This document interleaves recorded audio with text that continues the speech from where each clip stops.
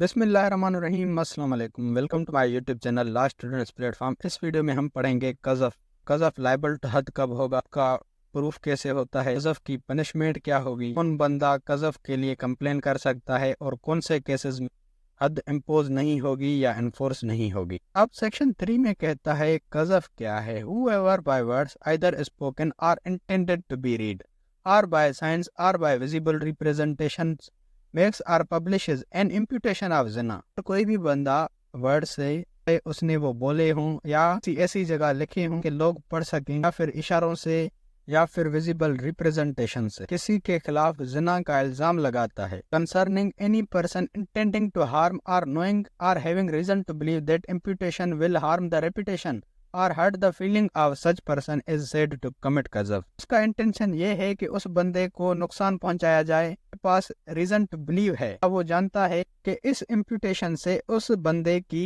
Reputation खराब होगी या उसकी फीलिंग्स हर्ट होंगी, कहा जाएगा कि इस बंदे ने कज़फ कमिट किया है। अगर मैं आपको सिंपल वर्ड्स में बताऊं, अगर कोई भी बंदा किसी भी बंदे पर जिना का झूठा इल्जाम लगाता है, कहा जाएगा कि इस बंदे ने कज़फ कमिट किया है। एक्सप्लेनेशन नंबर 1 में कहता है इट मे अमाउंट टू कज़फ टू इम्प्यूट जिना टू डिसीज्ड पर्सन। भी मरे हुए आदमी पर जिना का इल्जाम लगाना भी कज़फ होगा। एक्सप्लेनेशन नंबर 2 में कहता है an imputation in the form of an alternative or expressed ironically may amount to कज़फ। कोई भी बंदा अल्टरनेटिव मेथड में फिर मजाक में किसी भी बंदे पर जिना का इल्जाम लगाता है तो भी वो कज़फ होगा। अब इसमें 2 एक्सेप्शंस दी गई हैं। First exception, it is not कज़फ टू इम्प्यूट जिना to any person if the imputation be true. अब ये चीज कज़फ नहीं होगी अगर कोई भी बंदा किसी के ऊपर जिना का इल्जाम लगाता है और वो इल्जाम सच्चा है, यानी उस बंदे ने वाकई जिना की हो, तो वो कज़फ नहीं होगा। Second exception, it is not कज़फ if anyone makes accusation in good faith. अगर कोई भी बंदा गुड फेथ में किसी पे इल्जाम लगाता है तो वो भी कज़फ नहीं होगा। एक बंदे ने किसी और को देखा था, उसने समझा ये है, उसका कोई इंटेंशन भी नहीं था कि रेपुटेशन को हार्म करने का, तो ये चीज कज़फ नहीं होगी। सेक्शन 5 में कहता है कज़फ लायबल टू हद। कज़फ है वो लायबल टू हद कब होगी। अब डेफिनेशन पढ़ने से पहले इसके हम एसेंशियल्स पढ़ते हैं। अगर एक बंदा अडल्ट है, उसने इंटेंशनली विदाउट एम्बिग्यूटी क्लियरली किसी बंदे पर जिना लायबल टू हद का इल्जाम लगाया है, जिस बंदे पर उसने इल्जाम लगाया है वो मोहसन है। यहाँ पर मोहसन का मतलब जिना वाला नहीं है, कुछ और है। यहाँ पर मोहसन का मतलब है या तो उस बंदे ने सेक्सुअल इंटरकोर्स नहीं किया हो, अगर उस बंदे ने सेक्सुअल इंटरकोर्स किया हो अपने लॉफुल पार्टनर के साथ किया हो। अगर वो बंदा उस मोहसिन बंदे पर जिना का इल्जाम लगाता, वो Mohsin capable of sexual intercourse के भी काबिल हो, ये जो कज़फ होगी कज़फ लायबल टू हद होगी। इसकी डेफिनेशन पढ़ते हैं। Whoever being an adult intentionally and without ambiguity commits कज़फ of zina liable to हद against any particular person who is motion and capable of performing sexual intercourse is said to commit कज़फ liable to हद। अगर कोई भी adult बंदा intentionally without ambiguity यानी clearly किसी पर जिना का इल्जाम लगाता है, जिस बंदे पर वो इल्जाम लगाता है वो मोशन है, कैपेबल है सेक्सुअल इंटरकोर्स करने में, कहा जाएगा कि उस बंदे ने कज़फ कमिट किया है। यहाँ पर मोशन का मतलब वही है जो मैंने अभी आपको बताया, तो उसने सेक्सुअल इंटरकोर्स नहीं किया हो या अगर किया हो तो अपने लॉफुल पार्टनर के साथ किया हो। यहाँ पर 2 एक्सप्लेनेशंस दी गई है। एक्सप्लेनेशन 1 में बताया गया है इस ऑर्डिनेंस में मोहसिन कौन है। तो अभी मैंने आपको बताया मोहसिन वही जिसने ना तो सेक्सुअल इंटरकोर्स किया हो, फिर अगर किया हो तो लॉफुल पार्टनर के साथ किया हो। और एक्सप्लेनेशन 2 में कहता है कि अगर कोई भी बंदा किसी भी पर्सन के खिलाफ ऐसा इल्जाम लगाता है कि ये इलिजिटिमेट चाइल्ड है यानी नाजायज औलाद है, फिर उस बंदे को इलिजिटिमेट चाइल्ड मानने से इनकार करता है, ऐसा ही समझा जाएगा कि इस बंदे ने कज़फ कमिट किया है उस पर्सन की माँ के खिलाफ। एक बंदा कहता है कि ये तो नाजायज औलाद है, तो इसका मतलब इस बंदे ने इसकी माँ पर जिना का इल्जाम लगाया, ये भी कज़फ लायबल टू हद होगा। 6 में कहता है प्रूफ ऑफ कज़फ लायबल टू हद। कज़फ का प्रूफ क्या है। सबसे पहले जो अक्यूज्ड है उसने खुद कन्फेस किया हो, मैंने कज़फ कमिट किया है, मैंने झूठा इल्जाम लगाया है। बी में कहता है कि जो अक्यूज्ड है उसने कोर्ट की प्रेजेंस में कज़फ कमिट किया, उस बंदे पर जिना का इल्जाम लगाया, ये एक टाइप का प्रूफ हो जाएगा। में कहता है कि कम से कम 2 मुस्लिम मेल अडल्ट विटनेस एविडेंस दें इस बंदे ने कज़फ कमिट किया है, और उन विटनेस के बारे में कोर्ट सेटिस्फाइड हो कि ये विटनेस ट्रुथफुल हैं, इन्होंने कोई भी बड़ा जुर्म नहीं किया। प्राइवेजो में कहता है कि अगर अक्यूज्ड नॉन मुस्लिम जिसने कज़फ कमिट किया है वो नॉन मुस्लिम है तो विटनेस भी नॉन मुस्लिम हो सकता है।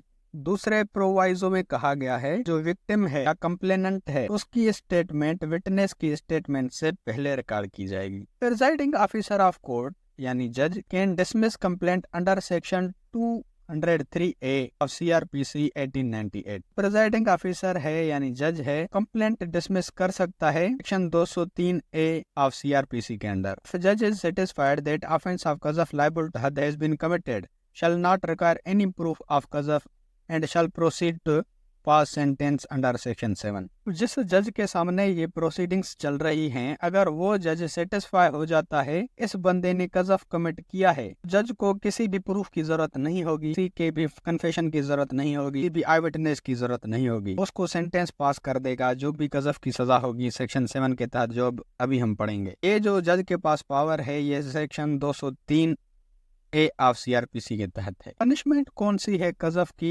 सेक्शन 7 में बताया गया है। whoever commits कज़फ punished with 80 stripes। अगर कोई भी बंदा कज़फ कमिट करता है तो उसको 80 कोड़े मारे जाएंगे। दूसरे में कहता है अगर किसी भी बंदे ने कज़फ लायबल टू हद की हो, उसको सजा मिली हो, तो बाद में कभी भी उसकी एविडेंस को किसी भी कोर्ट में नहीं माना जाएगा। कहता है कि जब तक कज़फ की पनिशमेंट कंफर्म नहीं होती और एग्जीक्यूट नहीं होती तब तक ये जो कन्विक्टेड पर्सन है, मुल्जिम है, तब तक वो सिंपल इम्प्रिजनमेंट में रखा जाएगा। एंड में कहता है हु कैन फाइल कंप्लेंट, कौन बंदा कंप्लेंट फाइल कर सकता है। में कहता है अगर जिसके खिलाफ कज़फ कमिट किया गया है और वो बंदा जिंदा है तो वो खुद कंप्लेंट कर सकता है। कहता है कि अगर वो बंदा मर चुका है और उसके खिलाफ जिना का इल्जाम लगाया गया है, उस बंदे के जो ईयर्स हैं, उसके पोते या उसके बेटे कंप्लेन कर सकते हैं। एक बंदा है तो उसके ग्रैंडफादर या फादर के खिलाफ कंप्लेन कर सकते हैं। 9th में कहता है केसेस इन व्हिच हद शैल नॉट बी इम्पोज्ड और एनफोर्स्ड। वो कौन से केसेस हैं जहां पर हद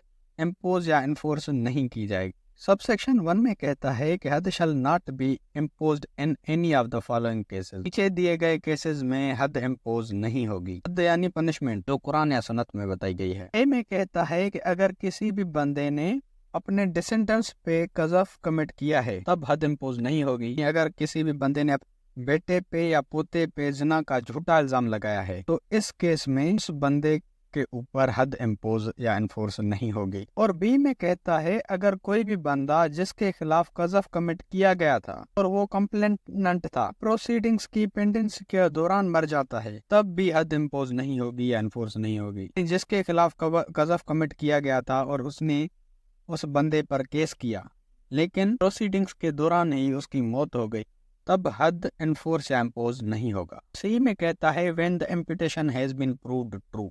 जब वो जो उस बंदे ने इल्जाम लगाया है वो सच्चा साबित हो जाए तब भी हद इम्पोज एनफोर्स नहीं होगी। अब सबसेक्शन 2 में कहता है in the case in which before the execution of हद the complainant withdraws his allegation of qazaf or states that accused had made false confession or that any of the witness had deposed falsely, हद shall not be enforced। अब हद execute होने से पहले अगर complainant यानी जिसने केस किया है वो अपनी एलिगेशन विथड्रा कर देता है या फिर ये बयान करता है कि ऑफेंडर ने जो कन्फेशन की है वो झूठी कन्फेशन है, या फिर ये बयान करता है ये आई विटनेस है जिन्होंने एविडेंस दी है कज़फ की ये झूठी है, तब भी हद इन्फोर्स नहीं होगी। ये तो हो गया कज़फ। अब सेक्शन 14 है लियान। लियान क्या है? मैं कहता है when husband accuse before court his wife who is muhsan within the meaning of section 5 of zina and the wife does not accept the accusation is true, the following procedure of lian shall apply, namely अगर कोई भी husband court के सामने अपनी wife पर, उसकी wife मुहसन है यानी सेक्शन 5 ऑफ जिना के तहत उसकी शादी हुई है, तो वो अपने हस्बैंड के साथ रहती है, के पास अपनी डिजायर्स फुलफिल करने का एक जरिया मौजूद है, मतलब वो मुहसन है। लियान क्या है? यानी अगर एक हस्बैंड अपनी वाइफ पर के मुहसन है के सामने इल्जाम लगाता है जिना का, उसकी वाइफ इल्जाम को सच नहीं मानती, नीचे दिया गया प्रोसीजर अप्लाई होगा। कहता है द हस्बैंड शैल से upon oath before the court I swear by Allah Almighty and से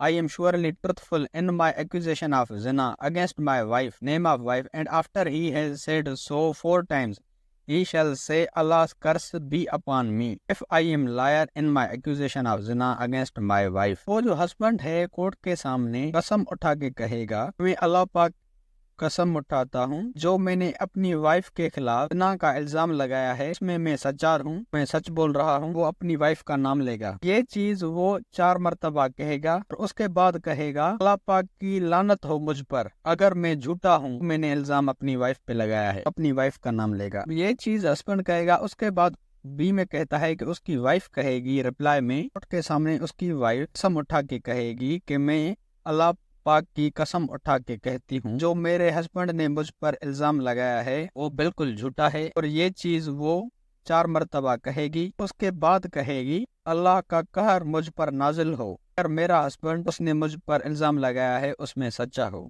ये चीज कहने के बाद ये जो प्रोसीजर सेक्शन 1 में कहा गया, हस्बैंड भी अपनी स्टेटमेंट देगा, वाइफ भी अपनी स्टेटमेंट देगी, पुलिस प्रोसीजर में बताई गई। उसके बाद कोर्ट आर्डर पास करेगी, उन हस्बैंड और वाइफ के बीच में जो मैरिज है उसको डिसॉल्व कर देगी। ये जो कोर्ट का आर्डर होगा एक डिक्री होगी, इसके बाद कोई भी अपील किसी भी कोर्ट में लाए नहीं होगी। सेक्शन 18 में कहता है presiding officer of court to be a Muslim. The presiding officer of court by which case is tried or an appeal is heard under this ordinance shall be Muslim. इस ordinance में क्या क्या आता है जो अभी हम कज़फ पढ़ के आए। कज़फ का केस अगर कोई भी जज सुनता है तो वो जज मुसलमान होना चाहिए, या फिर ये चीज जो अभी हमने पढ़ी लिया, ये प्रोसीडिंग्स अगर किसी जज के सामने चल रही हैं तो वो जज या प्रिजाइडिंग ऑफिसर मुसलमान होना चाहिए। तो दोस्तों ये था हमारा आज का टॉपिक। उम्मीद है कि आपका कॉन्सेप्ट क्लियर हो गया होगा। अगर आपको हुदूद लॉ के दूसरे वीडियोस चाहिए तो आप मेरे चैनल की प्लेलिस्ट विजिट कर सकते हैं हुदूद लॉ के नाम से। और अगर आपको हुदूद लॉ के नोट्स चाहिए, डिस्क्रिप्शन में दी गई लिंक पे क्लिक करके आप हुदूद लॉ के नोट्स भी डाउनलोड कर सकते हो। और ये वीडियो आप कहाँ से देख रहे हो कमेंट्स में जरूर बताएं। अगर आपको लॉ के रिगार्डिंग किसी भी टॉपिक की वीडियो चाहिए तो वो टॉपिक लिख के साथ में LSP लिख के सर्च करेंगे तो आपको सबसे पहले मेरी वीडियोस मिल जाएंगी, जिससे आप अपना इजीली कॉन्सेप्ट क्लियर कर सकते हैं। या फिर अगर आप मेरे चैनल की प्लेलिस्ट में जाते हैं तो वहाँ पर आपको हर सब्जेक्ट की अलग से प्लेलिस्ट मिल जाएगी, जहाँ पर उस सब्जेक्ट के सारे वीडियोज़ मिल जाएंगे आपको।